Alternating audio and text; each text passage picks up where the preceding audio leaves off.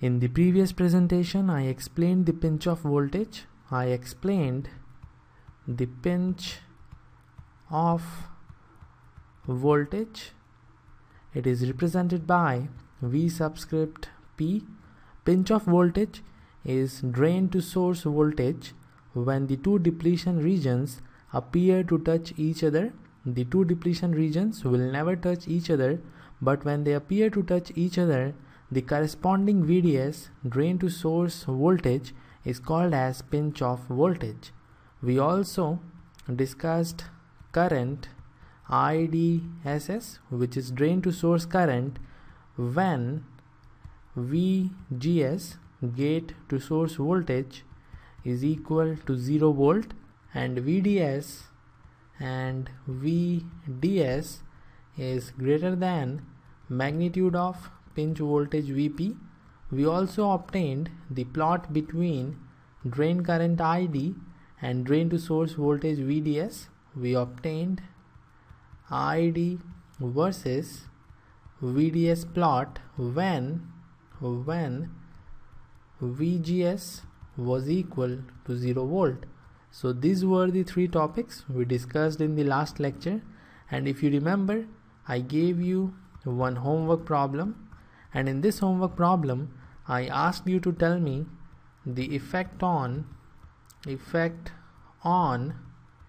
depletion region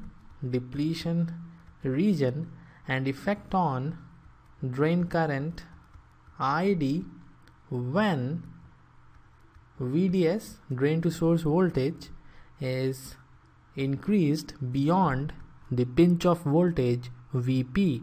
I got few answers in the comment section, and in this presentation we will discuss this problem, and once you understand the solution of this problem, you will also know how to use JFET as a current source.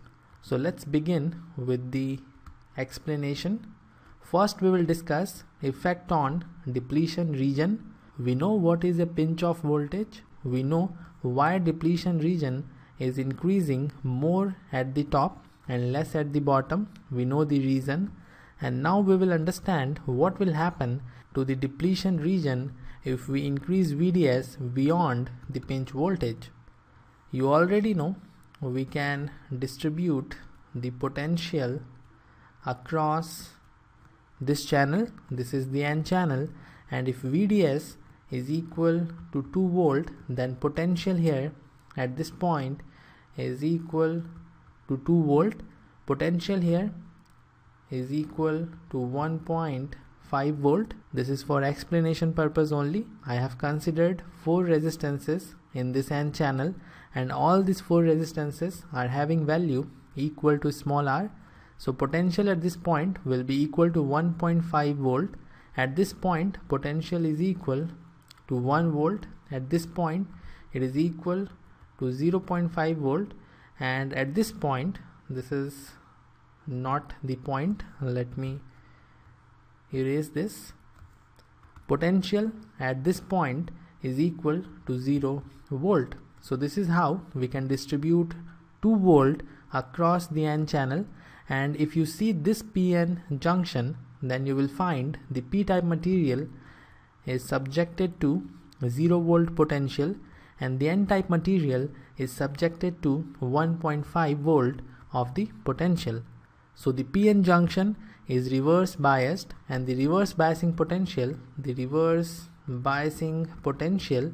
is equal to 1.5 volt at the top. And if we see the bottom of the N channel, then the reverse biasing potential is equal to 0.5 volt. Now I will increase VDS. The new VDS is equal to 4 volt. So potential at this point is equal to 4 volt. At this point the potential is equal to 3 volt. At this point it is equal to 2 volt. At this point it is equal to 1 volt, and here it is equal to 0 volt. Very simple. I have considered 4 resistances in this N channel, and the potential distribution will be like this: 4, 3, 2, 1, 0. Now if you see the reverse biasing potential, you will find it is equal to 3 volt. The reverse biasing potential is equal to 3 volt. So the PN junction is more reverse biased than the earlier case, but the width of depletion region will not increase because it is already maximum. The two depletion regions will never touch each other, and on increasing the reverse biasing potential, the width will not change. But the case is not same for the lower portion of the PN junction. You can see the new potential at this point is equal to 2 volt. So the new reverse biasing potential is equal to 2 volt instead of 1 volt, and because of this reason the depletion region will increase.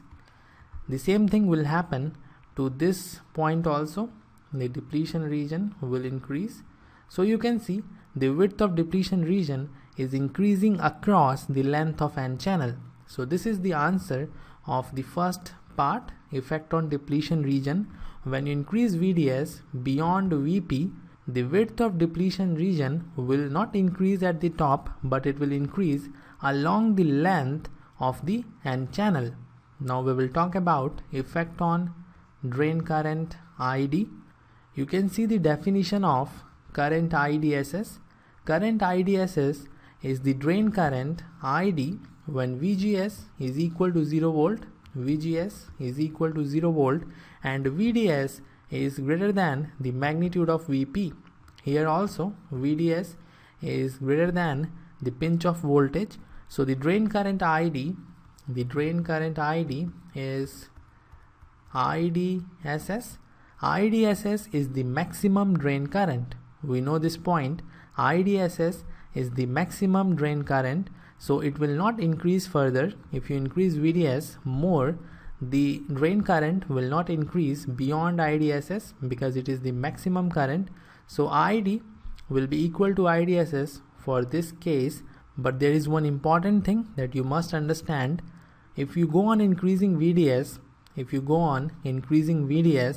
the current ID will not always be equal to IDSS because the N channel will have the breakdown.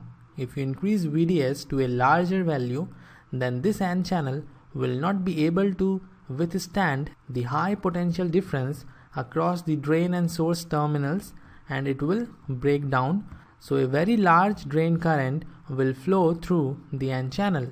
So this condition, ID equal to IDSS, is true only when VDS is, let's say, less than VDS maximum, where VDS maximum is the maximum drain to source voltage, and at this voltage the breakdown of the N channel occurs.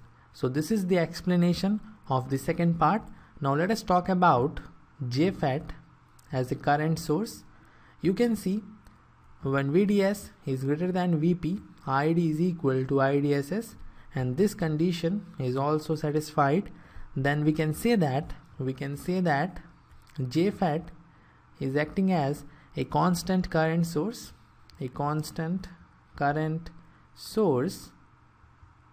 having the value equal to IDSS, and this potential difference, the voltage, is equal to VDS, which is greater than pinch of voltage. So in this way you can use JFET as a constant current source. You can see this is the constant current source. So this is all for this lecture. If you want to ask anything, you may ask in the comment section. I will end this lecture here. See you in the next one.